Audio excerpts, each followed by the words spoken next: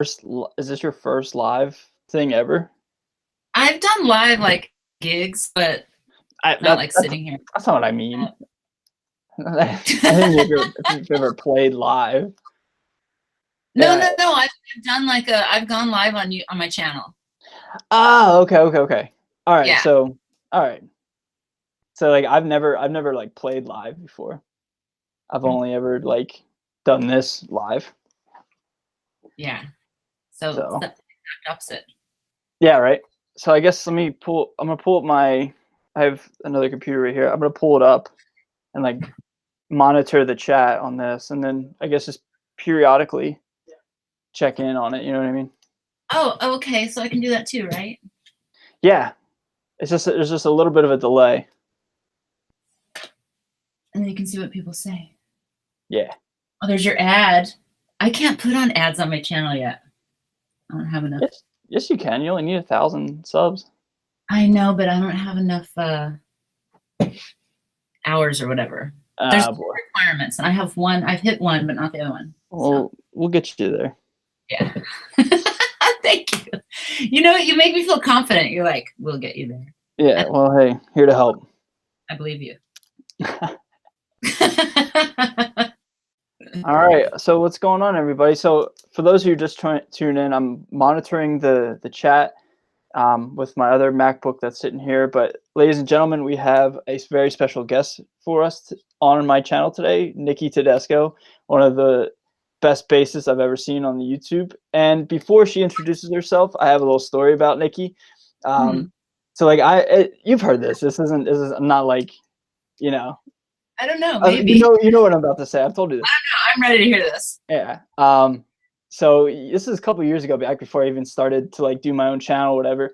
I was like, I'm a huge Slipknot fan, whatever. And whenever I started to like get into, learning different songs and then trying to record myself, I would Google or YouTube like, Slipknot bass cover and hit, enter. And then Nicki Tedesco would pop up. And then I'd be like looking at her cover of how to play, like, I think it was Vermilion, if I'm not mistaken. And then, yeah, here we are today. And now we're like doing a couple collabs together, and it's really cool. So Nicki, if you want to introduce yourself to my viewers, I'd really appreciate it. Take it away. This is awesome.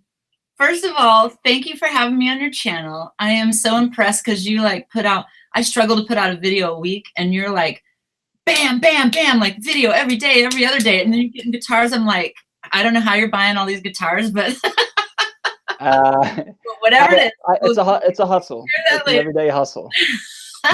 But I just feel like you're like getting so many more subscribers. I'm so happy for you. So thanks for having me on your channel. Hey, thank you. And I appreciate it. So yeah, I just figured I do this every once in a while. I stopped for a while, but every Friday night, every now and again, I like to just have like a little bit of hangout. And so with you on the channel, I was thinking maybe we could do something along the lines of, talk about like our influences and what got us started, and then like where we're at currently in terms of our music career and creativity, whatever. And then like, just future plans, and just talk, all things bass and or guitar.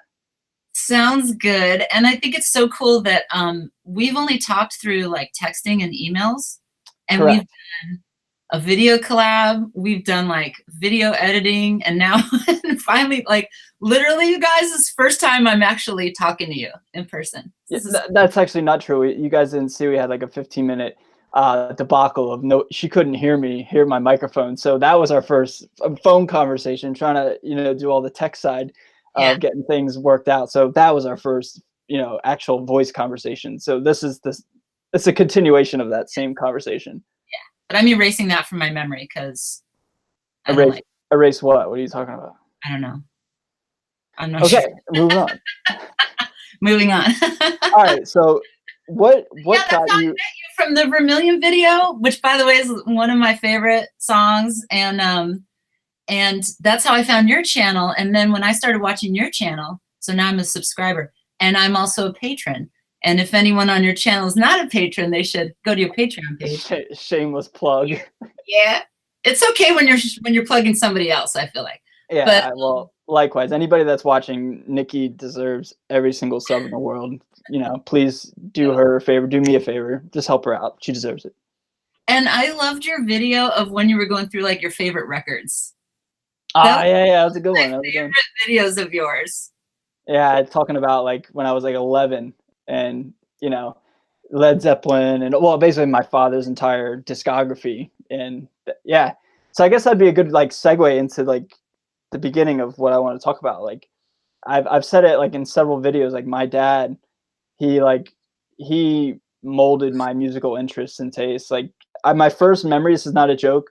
I can remember being maybe 9 months old, sitting like on my living room floor, um, listening to Pearl Jam 10 and then listening to the Black Album. So this is like 92. So if you do the math, I'm 46 years old. So that was my first memory. So that's like what got me into it was with my dad. You're 46. 36? 46. 46? The And you joke. were 9 months old when I was like, that math is not. Nobody gets my humor. I said that in one of my videos, and it was like a guitar of mine. It's like days older than I am, and it's a 92. And so I was like, yeah. So if you do the math, I'm 37, and people are like, oh my god, you don't look 37. You look so young. I'm like, it's a joke. Yeah. Nobody's doing fast math. No, he ain't got time for We have Alexa for that. that. So what was your first like influence and upbringing into music or the bass, whichever came first? I'm assuming music. Well, I'm so glad that we're talking about this, and that's why I'm so glad that we were talking about your video, because it's like we kind of have gear review channels and cover channels, right? Mm-hmm. And so it's like sometimes it becomes like about the gear or about the gig or about whatever, but like the bottom line is it's really about the music. Like it's about what like hit us hard, like deep, and made us like never look back and never be able to change. I mean, I tell people that like aren't musicians, I'm like, you're so lucky. Like you're so lucky that you weren't bit by like the music bug, because Yeah. it's like a blessing and a curse, because it like overtakes you. It's like you can't think about anything else. You're just like, I have to play bass, period. I don't know about you. You're probably like, I have to play guitar, but yeah. I mean, I've had like three separate segments of my life. It was like I was a college baseball player. That's all I wanted to do, and then I would join the army, and then now I'm striving to be a teacher. I'm going for my master's for like music theory and performance. But music has always been like the constant in my life throughout, depending on what like my main focus was. Like I always had music to fall back on. You know what I mean? Yeah. Well, I've only ever had one desire in life. Yeah. Well, I guess I've always been a bass player. Yeah. I'm checking in the chat real quick over here. Somebody, all right, I always get this question. This is a little bit of a kind of a tangent from what we're talking about tonight, but I get this question every single time. Well, like almost every time I make a video is if I'm high. I've never smoked anything in my life. Say that. Yeah, like there's somebody in the chat right now. Are you baked? You know what reminds me of that is because I've always been like kind of giggly and happy. Right. You're like, what are you high on? And I would be I'm high on life. Like, are you really that miserable that you think that I'm high just because I'm happy? Yeah. Not that you're ever saying that. I'm just saying that like a lot of times maybe that's it, but I don't know. You don't have like red eyes. I don't know. It's just my demeanor. I don't know. But anyway, got people from El Salvador coming in from the chat. So got people all over the world here. Wow, that is so cool. I got my 2019 Explorer, plays great, and a little fret buzz on the E string. Is that normal? Subscriber of mine, Joe, he asked me about getting a Gibson guitar. I'm a huge Gibson fan.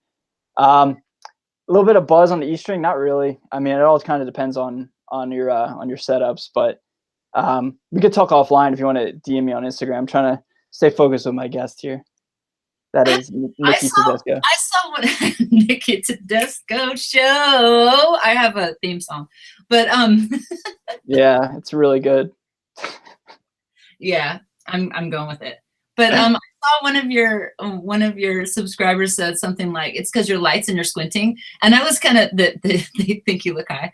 But I was thinking that too, because your eyes, they kind of are like, you are kind of like, you got like the half lid closed.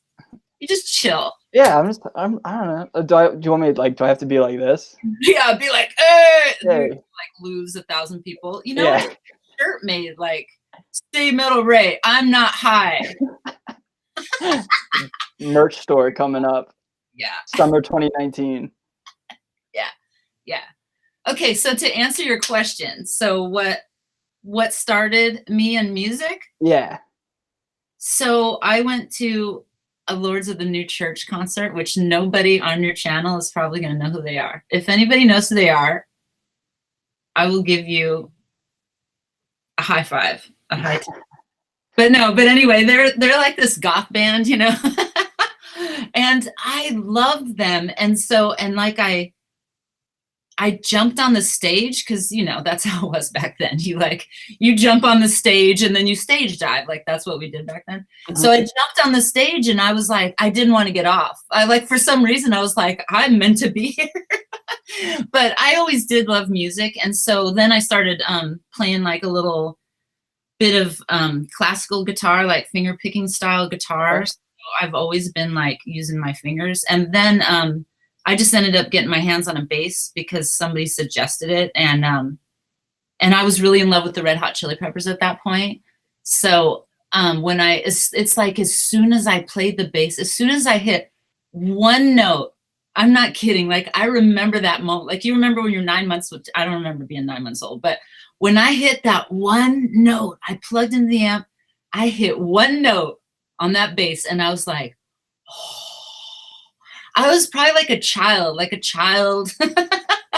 a baby when they first feel like air or something. I was like, oh, like I was so excited. And I was like, this is it. Like I could not, because I played flute in a speed metal band because I was really into speed metal and death metal and stuff. And this is a long time ago. I was playing flute.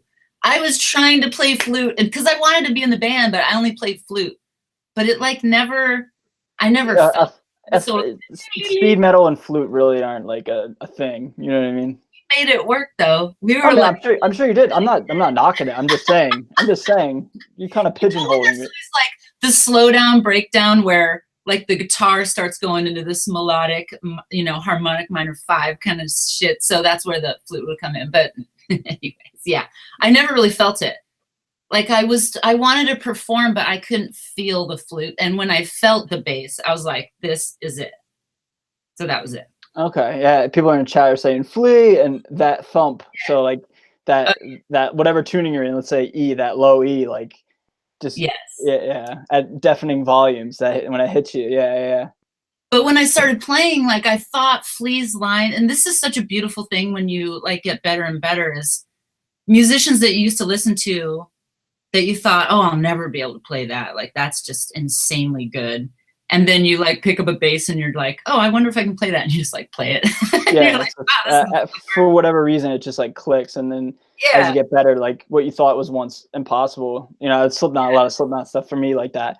Like there's certain songs like the Heretic Anthem and, you know, whatever, just that style in general, I thought was like near impossible. And now, you know, after years and years of, you know, practicing and listening to the song, you know, now it's just like second nature, you know what I mean? Yeah. So I was in love with the Chili Peppers, but I was like, I can't play bass like that. I don't even know why I thought that. But so I was also in love with Black Sabbath because I always loved like super, you know, heavy rock. And so I learned every single Black Sabbath song. That's how I taught myself to play bass. And then I also learned every James Brown song because the bass lines are very, it's fun. Like the music's fun to listen to because I don't want to get bored. Like it's funk. Yeah. It's all about the one. Don't put me on a song that's got 3 notes that like, don't put me on like Sweet Home Alabama. Like, I'm just going to like fall asleep or kill myself. One of the two.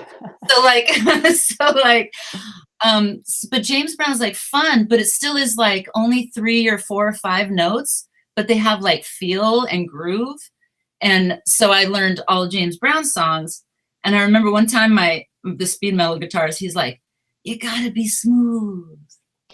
And I was like, What does that mean? Yeah, I was gonna say meaning what exactly? Well, I mean, you know, now I know because I also teach bass. So when a bass player gets on there, they're just like dun dun dun dun dun dun. Like you gotta you gotta move the notes into each other. So, but I think the James Brown stuff helped with that. But really, like Geezer's like, he's my man. Yeah, for sure. I mean, Yeah.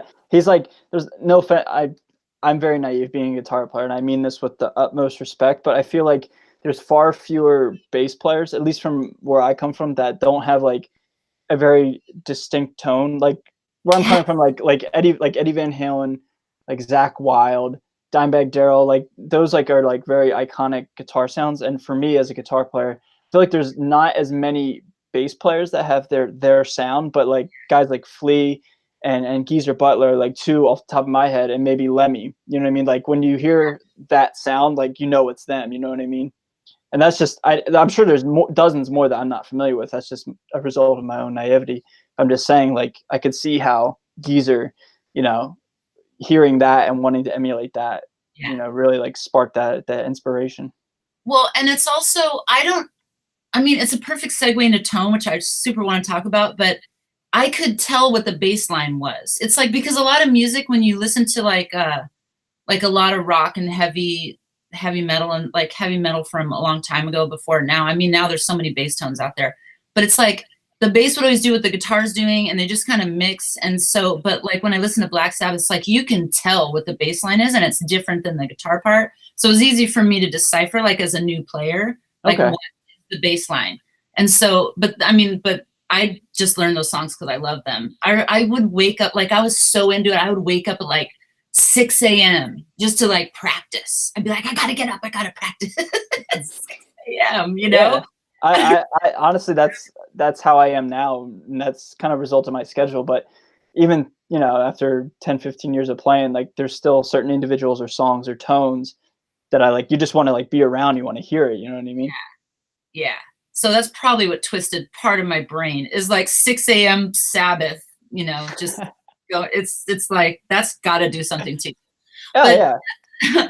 definitely like, and so that's what taught me about tone right off the bat. Like right off the bat, I was like, that tone, like I want to try to get Geezer's tone just because I wanted to try and find it. And I went through so many amps. I was like, he plays some sort of Kitty Hawk thing, which I still cannot find, and tubes. And it was like the first thing I ever learned. And maybe he's playing a trainer. I got to try that. So I tried to get his tone for years. I could never do it. I mean, now I can with amp simulation and all that stuff, but like the actual physical amp, I wasn't able to do it. And I mean, a lot of it is in his fingers, like I learned after years and years. But then when I finally figured out what tone I actually wanted was when I heard Alice in Chains, Mike Starr, and he plays a spectre. He plays exactly that spectre. I didn't even know till recently, but when I heard his bass, I was like, and then I started learning all the Alice in Chains bass lines just because I love them. But Yeah. tone was like, I was like, that tone is amazing. And like the bass player from Filter and like some other bands that probably nobody knows, like from San Francisco, and that really like clear, like cutting through, like growling kind of tone. Now when I listen back to Geezer, I'm like, I don't really want that tone. It's too smooth. It's too smooth for me. It's just, it's different. And that's his tone. He owns it. You know what I'm saying? But yeah, I want like a growl tone, and I finally got the tone I want. And it's literally a cross between my fingers and the bass and the amp. But I feel like the amp is like the last thing. I could pretty much put this bass in any amp and my tone's there, you know? Really? So I'm rather envious of you because I recently just went back to the analog world because it, you know, when I was starting out with this channel and really diving into recording and what have you, like I went like plugin and Axe Effects. You know what Axe Effects is, right? Yeah. Yeah. Okay. I was just making sure. Yeah. Like, and now that I'm starting to invest in like some like real amps over here is like a sneak peek of what I got over there now. Staring at that since we've no, if people on Instagram saw a snapshot of it, but Bass a Boogie? so anyway, let's Okay, we'll talk about it later. I'm like, I think I see the rectifier like font. Okay, but go on. Okay, Wow, sorry. totally killing my unboxing video. I I wonder have what it is. envy. Okay, yeah. I don't know I'm what just kidding. I'm just kidding. talking about that. I'm Who just knows? kidding. But anyway, talking about tone. So like I'm just now starting to like dive back into like refining like my tone and or what I like, and like I have this idea in my head of what I want to sound like, whatever. But at the end of the day, like things always to me like things always kind of sound the same, and things always like end up being almost disappointing in a way because like when I'm trying like a new amp or something or like a new pedal or a new even new guitar really like I'll plug it in like oh man this is gonna sound so different than what I'm used to and like after like 10 minutes of like chugging on it it's just like oh yeah it sounds exactly the same as what I had the day before, you know what I mean? And so like what I'm getting at is just like kind of what you're saying. It's all in the way you play and the way you express yourself and kind of just create you play it your own way and nobody can emulate that at the end of the day. You can try to put certain things in front or in post, but at the end of the day you kind of just sound like you no matter what, you know what I mean? Yeah. Yeah, but I feel that way when I play guitar too. Like, cause I'll put guitar and I'm just like, just put distortion on it and just call it a day. You know what I mean? Cause I'm not a guitarist, but I play to write songs. And I kind of feel like it doesn't matter which guitar I pick up, unless I pick up the 7-string and it just, I have an extra string that's lower, Right. it has like a deeper tone. And I mean, I do notice a difference with like the soap bar pickups with like the humbuckers versus the other ones, but only with basses do I really hear a difference. Like when I play a Fender, it is one thing, and then when I play the Spectre, it is a whole nother story. Like I cannot make them sound like each other. Really? Are you brand loyal to gear to like basses and or amps? Aren't you an Ampeg artist? Yes, I am. Ah, shameless plug. Ah, it's almost like I knew the answer to that before asking. Well, it's like last night somebody was like, you should try Ashdowns. And I was like, yeah, but they're not going to give me free amps. So Yeah. I want to, but it's almost like I don't want to fall in love with a new amp because I don't want to start. Oh, now I need to get that and this and because Go now down that rabbit hole. yeah, because the gigs I do now, I just show up and they have a backline. So it's like I don't really take my amp anywhere anymore. So it really doesn't matter what I like. I just have to make it work when I get there. You know what I'm saying? And usually for like the 3 hours you need it. Yeah, usually it's like an SVT or, but I have my little Ampeg Mini and I don't know. I have also an acoustic amp and I'm starting to kind of like that one. Yeah. Don't tell Dino.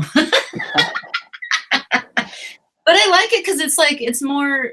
I can control it more. I feel like the Ampeg does have a little bit of its own tone, but I'm telling you, my Spectre it's got its own tone. I just want a clean amp so that my bass tone, my actual bass, the bass tone can come through. Like I don't need the amp to add anything to it. It's perfect the way it is. Yeah. Yeah. Yeah, I was just gonna ask too, like you kind of already hit on it, like your influences and stuff like that. But do certain artists or certain individuals like steer you in the right or wrong? Like I shouldn't say wrong, like in a direction in terms of like I'll give an example. Like I used to say this before, like my dad loved Jimmy Page from Zeppelin, and he used a Gibson Les Paul. And so like that's what he liked, and then that's what I inherently liked. You know what I mean? Like is there like a certain individual, like you said, Mike Starr of Spectre? Is that kind of like was like he the guy that told you like Spectre is like my go-to, or like how'd you come to fall in love with Spectre? As like your main bass. This is such a cool story because I only found out that Mike Starr plays Spectre like a few months ago, and I've been playing Spectre for like 10 years. Yeah. And I had no idea until I did like a cover and I started pulling up pictures of him and I was like, oh my God, he's playing my bass. I was like, not that I'm playing his bass, he's playing my bass.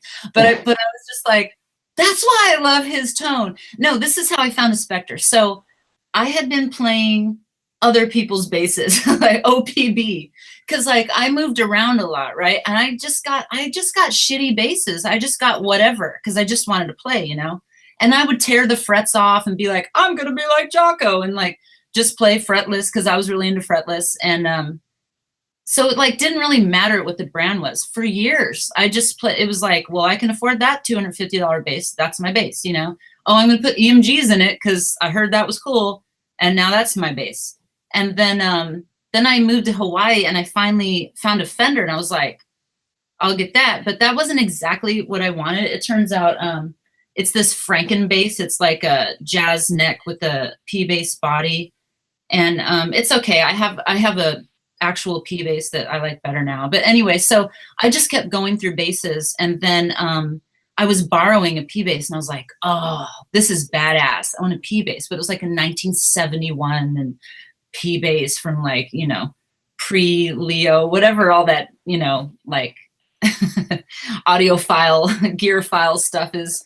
Yeah, like, oh, it's not, you know, don't buy that. Don't buy a 71, you know, oh man, they're crap. Take the thing out and make sure it starts with a PH and not a. Well, if you look at the serial number, it'll indicate that actually wasn't made at this factory. That's a whole nother topic. I know. And then they're like, you got to buy it on eBay, like unseen, unplayed. It's only 25 grand. I'm just like, I can't handle this. Like, so I was like, I'm going to every guitar store in Los Angeles and I'm going to find a bass that I like. Right. And so I was going on tour. I ended up with a 5-string Sonus that I really liked, but it was because I was going with this trance band and I needed something that was like kind of electronic bass synthy sounding, but that was for that. But finally, so I searched Los Angeles and I swear to God, I tried every friggin' bass that exists. And it came down to the Spectre. Every time I plugged that thing in, it just blew every other bass away. And then, but I also really liked the Stingray. And so I was like, I'll just get both. Screw it, I'm just gonna get both. But I really settled into the Spectre because the Stingray is like, it's for slapping, period. Mm-hmm. You know what I mean? Like it is so like tinny and bright. So it's perfect for like dead notes and slapping and popping. But if you're just gonna play, it's like, it's kind of ringy. It's really good for like, I like it for like punk and you know, certain songs, but the Spectre is just like my all around. I searched Los Angeles and that was it. And I found it. And it was a product of basically just you're, I guess rather fortunate in a sense that you've had, you know, for whatever reason, but because you tried, you know, you went everywhere and searched around and tried it, but you literally didn't just like go with one thing. You literally tried every single thing, and that's just ended, you know, you just ended up that way. I was like, I want to feel that feeling when I first hit that bass. I'm just gonna hit an E, and if I don't feel that thing that I felt before, I'm moving on, you know. Right. Yeah.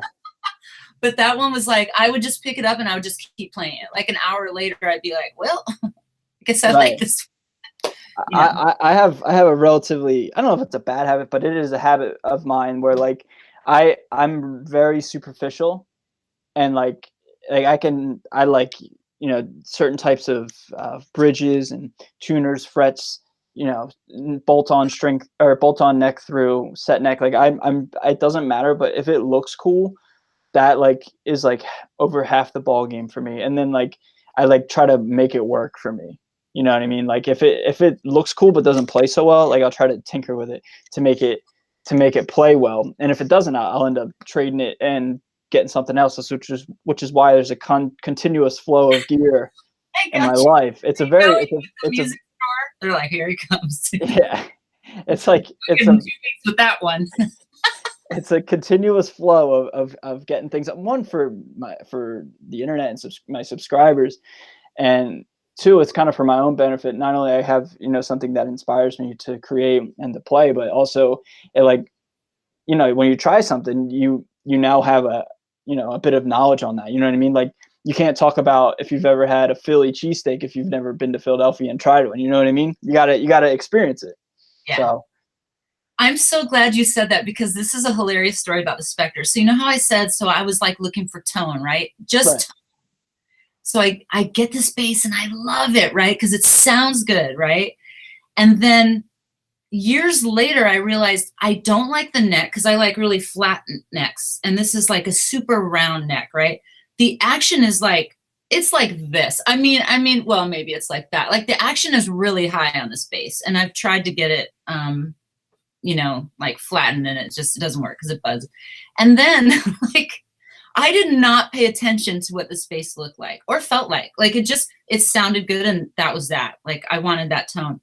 And recently, like 2 years ago, my friend goes, I said, "What is up with that green guitar?" Like I was just giving somebody shit for having a green guitar, and they go, "What's wrong with that? You have an orange bass." And I was like, "No, I don't." And they're like, "Yeah, your bass is orange." You do. Like, no, it's not. And I looked and I was like, "Oh my god, my bass is fucking orange."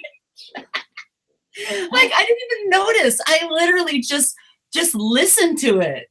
I mean, Right. it's like a starburst kind of I call it a cherry burst if we're being technical, but at the end of the day, to the average person, it's orange. Yeah. It's orange. Yeah. So I have an orange bass. What else? Yeah. So don't hate on green basses or green guitars, but you're actually, you know, the opposite of me. Like you don't pay attention to the Total looks. opposite. But I do like shiny new stuff. Like I don't want some old used thing. Like I want it to be shiny. I don't want to deal with rust. Like Oh no. I'm the opposite of that. The older the better. The grittier, the grimier, the better. I know. I'm like, I don't care what it looks like, but it better be new. Yeah. I hope it better look cool and be old. Like it better be like worn in. That's what I like. It's like the opposite. It's so funny. Yeah. Like when I see people relic guitars, I'm like, what the fuck are you doing? Like I don't understand relicking. It's just like, why don't you just play it more? Yeah, or, for 3 years. And yeah, because like relic guitars cost. All right, you want to hear a little bit of a rant? I don't get worked up about anything, but like the Fender Custom Shop, like the relic guitars, you're on the surface, you're paying like $4,000 to have somebody literally beat your brand new guitar up, and then they just sell it to you. That's like if you bought a brand new house, right? But before you moved in, they like ripped up the carpet and threw like 70s wallpaper all around, and then like made it smell musty and old. And like, here's your brand new house. It's relics. It's like on the surface, it's like, what are you doing? It's like our society wants like old school so bad. They're willing to go for that. Yeah, it's like the whole like, you know, 80s craze with like Netflix, like Stranger Things, and like, you know, Summer of '84, a horror movie just came out. Like everybody's like all about the nostalgia, so they want to pay $4,000 for like an old looking brand new 2019 guitar. I mean, that makes sense. But I think that's weird. But no, it wasn't cool. Puffy hair, like shoulder pads, they weren't cool. Like, don't bring them back. They were bad then, they're bad now. Like, I don't care. They're just because they're old doesn't make them good. You know? There's certain things that need to be left dead and left back in time. But I have tried other Spectres, and it really is just this particular Euro LX that I really like, because I got another 5-string. I ended up selling it. I have my BEAD one, which I do most of the Slipknot stuff with, which I do love, but the tone is a little it's out of control. Yeah. Like I can hardly record with it because it has a adjustment for a tone pump inside, and I have to like turn it way down. The signal's too hot. It's just it's out of control. It's too loud. Yeah, I'll take your word for it. I don't know anything about that. You sound like you know what you're talking about. I plug in an amp and they're like, whoa. That thing's broken. You blew our speaker. I'm like, oh, gotta go. Bye. So where would you like, what is your current, or like, you know, like what, I guess like what's like your current goal in terms of like what you're trying to do in terms of like your live performances or like creativity on YouTube? Like where are you at now, and like where do you want to go? Like let's say like by the end of the year, next year, you know what I mean? Like what is your focus? I love that you're goal oriented, because I was thinking about this earlier, that like unless you have a goal, you're just doing a bunch of shit. You're not really focused on. You're not like it took me a while on this channel. For a while I wasn't really sure, you know, what my target audience was and what I wanted to do. But now that I have that, for, you know, at least I think I have it down, you know, I'm like working on, you know, certain things. So yeah, I just like to hear your input, and, you know, I'm certain this isn't our last collab. So I'm just curious as to like, you know, what your future plans are. Well, it's good that you have that for your channel. I haven't quite figured that out for my channel yet. Like the other day, Come on. I was telling my friend, I've had my channel for so freaking long. Like it's been forever, but I only started putting out videos regularly like the last 2 years. But I was telling my friend the other day, yeah, it's kind of a gear review channel, but my subscribers really like the covers the best. And he goes, why don't you just do covers? And I was like, I don't know. I guess that's a good question. So now I'm just gonna focus on covers. They're so easy. You don't have to talk. You just play. Yeah, just play and just follow somebody. Yeah. I don't like covers anymore. I'm not really gonna do too many covers now. I'm kind of like covered out. You know what I mean? Really? Yeah. I guess I'm going the opposite. We're, as usual, we're going the opposite. There's a common theme. There's a common theme on this live stream. You're going to the gear. I'm going to the covers. But I'm sorry to cut you off, but there is an asterisk to that. No more covers. I like doing covers with other people. I don't want to do it by myself. Because covers are a great way to collab with other people. Yeah. And in a great way to, I mean, that's obviously how we got hooked up and started collabing together. So. I like meeting new people and creating with new people, but for me, doing things by myself just as a cover is just kind of stale for me. You know what I mean? Yeah. It's just like you're playing in your bedroom. Yeah. There's nobody. It's not fun when it's by yourself. Yeah. Well, my right now I am really focusing on. I put out music. I'm a songwriter. Like that's really my bass playing and songwriting. That's my passion, right? So I'm got my third album is done and I'm ready to release it, but I don't want to release it the same way I released my other albums. So I'm really working on marketing and promotion, which I can't stand it. So I'm like struggling with, just do a little bit each day, and I'm trying to find distribution, and I'm just like getting ready to roll out my new album. So very cool. When can we expect to hear it? Well, give or take, rough estimate. I mean, I'm targeting June. Okay. It'll be out before the next Tool album, I'm sure. I'm sure that's an inside joke that I don't get, because I don't really follow Tool, but I'm guessing like what did they haven't put out an album since 2006. Okay, yeah, it'll be before Tool. Yeah. If they put out an album before me, then I'm fired. Yeah, right. Forever. But that's my thing, and I was really pushing with YouTube, and I guess my problem with YouTube right now is that there's this sense of like I'm doing things that I think people will like, and then I have to come back and go, fuck that. Like I want to do what I want, which sounds selfish. I disagree, but I'll let you finish. But I have an opinion on that. Go ahead. Good, I want to hear it. So, but I feel like every time I've done what I wanted, people really resonated. And it's not that that's my goal. It's that my goal is to be authentic and to do the things that I want. And then that will attract the right people, because when you're doing what you love, the people that love that also get attracted as well. So, I'm kind of been battling with that, because I've been trying to like put out a video every week, and it's a lot of pressure, and I'm not going in the whole like hashtag YouTube what unrest or whatever it is, with burnout or whatever. It's not that. It's a lot of friggin' work. But to come up with a new idea every week is just, it's like, it's mind-boggling. It's hard. And you can come up with an idea, but an idea that's relevant and or good. You know what I mean? It's tough. Yeah. But so one was like, I want to do how to get tone. Like that was my thing. I want to do how to get like a post-punk tone. And that's like one of my most popular videos, and nobody promoted it. So it just kind of got out there because people liked it. So, and that was one where like, I had friends that were like, why are you doing that? That is so over, like that tone. I was like, cause I love it. Mm-hmm. So now I'm just really trying to I just want to do what I love. And I don't mean like, I just want to do what I love, but I mean, I'm just trying to stay like focused on, does this bring me joy or not? I'm like KonMariing like all of my efforts in life. I'm like, does this bring me joy? Yes or no? If no, out, Mm-hmm. So, exactly. Yeah. What I was going to say to that, you already said it. That's why I let you finish.